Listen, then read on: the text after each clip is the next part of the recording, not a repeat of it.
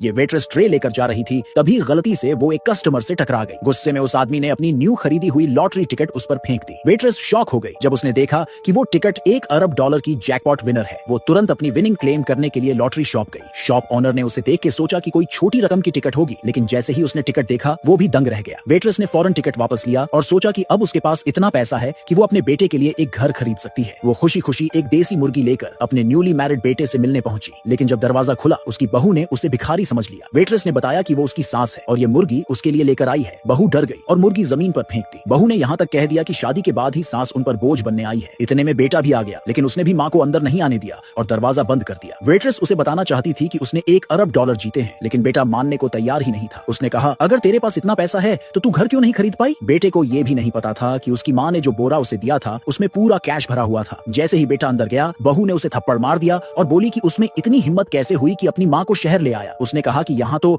घर लेने के लिए भी लोन लेना पड़ता है। ये सारी बातें माँ बाहर खड़ी होकर सुन रही थी। फिर वो सीधा शहर के सबसे लग्जरी विला वाले एरिया में गई। बिना कुछ बोले उसने $1-1 करोड़ का विला खरीदने का फैसला कर लिया। ये सुनकर सेल्स मैनेजर पहले तो हंसने लगा, लेकिन जब डील पक्की हुई तो उसने स्टाफ को प्रॉपर्टी डीड तैयार करने और वेलकम सेरेमनी अरेंज करने को कह दिया। साथ में उसे एक गाड़ी भी फ्री में दी गई। तभी वो लड़का अपनी वाइफ को लेकर उसी रेसिडेंशियल एरिया में घर देखने आया। अंदर आते ही उसके एक कलीग ने कहा कि आज कोई बड़ा क्लाइंट आया है और उसे वार्निंग दी कि उस क्लाइंट को नाराज मत करना। उसी टाइम वो औरत यानी उसकी माँ ने अपने बेटे को देख लिया। वो बताना चाहती थी कि उसने यहाँ का सबसे महंगा विला खरीद लिया है, लेकिन पास खड़ी सास ने उसे ताना मारते हुए मजाक उड़ाया। बहू ने भी कह दिया कि जल्दी